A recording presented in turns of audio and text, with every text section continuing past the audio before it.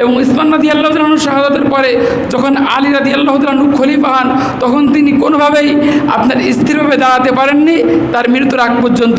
অর্থাৎ তার দলের মধ্যে বিভিন্ন শিয়া এবং ইহুদি এজেন্ট এবং আপনার ইসলাম বিদ্বেষী লোক তার দলে আপনার ছিল এবং তাকে কখনো স্থির থাকতে দেয়নি।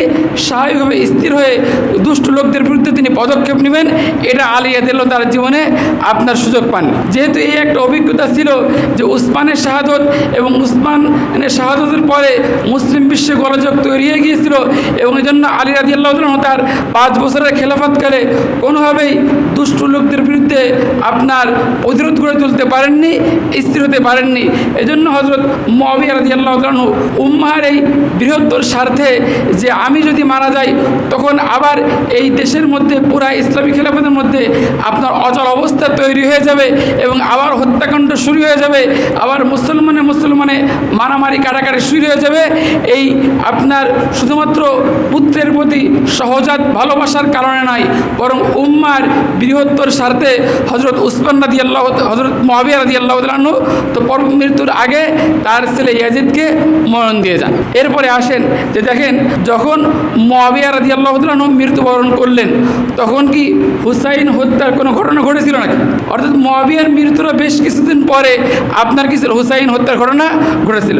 অতএব হুসাইন হত্যার কারণে, হুসাইনের শাহাদাতের কারণে মুআবিয়া রাদিয়াল্লাহু তাআলা আনহুর বিরুদ্ধে কোনো কথা বলা যাবে না। কারণ কি, উনি যখন পুত্র ইয়াজিদকে মরণ দেন তখন কিন্তু হুসাইনের যে ট্র্যাজেডি, কারবালা যে ট্র্যাজেডি, এটা ছিল না, বরং মরণ দেওয়ার বেশ কিছুদিন পরে এই হুসাইনের শাহাদাতের ঘটনা ঘটে। তাহলে আমরা এতটুকু বুঝলাম যে হযরত মুআবিয়া রাদিয়াল্লাহু তাআলা আনহু তিনি যে পুত্রকে মনোনয়ন দেন এটা আপনার রাজতন্ত্র প্রতিষ্ঠা করার জন্য না, বা খেলাফত ব্যবস্থা ভেঙে রাজতন্ত্র প্রতিষ্ঠা করেছেন এজন্য না, বরং উম্মার ঐক্যের স্বার্থে, বৃহত্তর স্বার্থে।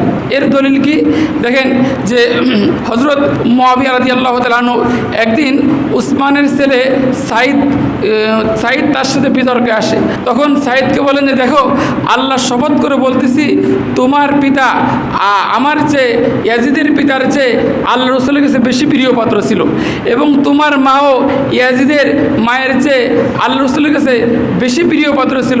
তথাপি একথাও তোমাকে মানতে হবে যে তোমার মতন লোক যদি পুরা দেশ ভরে যায় তবুও ইয়াজিদের সমতুল্য হবে না। অর্থাৎ ইয়াজিদ সে বেশ যুদ্ধক্ষেত্রে এবং প্রশাসনিক কর্মে দক্ষ ছিল।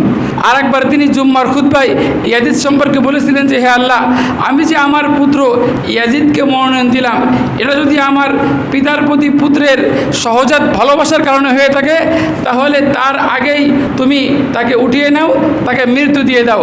আর যদি আমি উম্মাহর স্বার্থে, মুসলমানদের কল্যাণের স্বার্থে তাকে মনোনয়ন দিয়ে দিই তাহলে তুমি তাকে সহযোগিতা করো। তাহলে দেখেন, যে লোকটার অন্তরে এরকম, যদি তার কোনো ব্যক্তির অন্তরে খারাপ কোনো চেতনা থাকতো তাহলে কি জুম্মার দিন এভাবে হাজার হাজার লোকের সামনে বক্তৃতার সময় পুত্রের জন্য এই বদদোয়া করতো? কি বলেন, আদৌ করতো নাকি? কখনো সম্ভব না। এজন্য আমরা এতটুকু আলোচনা দ্বারা একথা বোঝাতে চাচ্ছি যে ইয়াজিদকে যখন মুআবিয়া রাদিয়াল্লাহু তাআলা মনোনয়ন দান করেন এটা আসলে সহজাত পিতার প্রতি পুত্রের ভালোবাসার কারণে নয়, বরং উম্মাহর কল্যাণে এবং উম্মাহর বৃহত্তর স্বার্থে তিনি ইয়াজিদকে মনোনয়ন দেন। বাকি ইয়াজিদ সে তার এই পিতার এই বিশ্বাসটা ঠিক রাখতে পারে নাই, সে অপকর্ম করেছে এবং হুসাইন হত্যার সাথে সে জড়িত এবং হুসাইনের শাহাদাতের পরে সে মায়া কান্না করেছে এবং হুসাইন হত্যার সাথে যারা জড়িত ছিল তাদের থেকে সে কোনো প্রতিশোধ নেয় নাই, তাদেরকে কোনো শাস্তি দেয় নাই, বরং সে তাদেরকে আরও প্রমোশন দিয়েছে।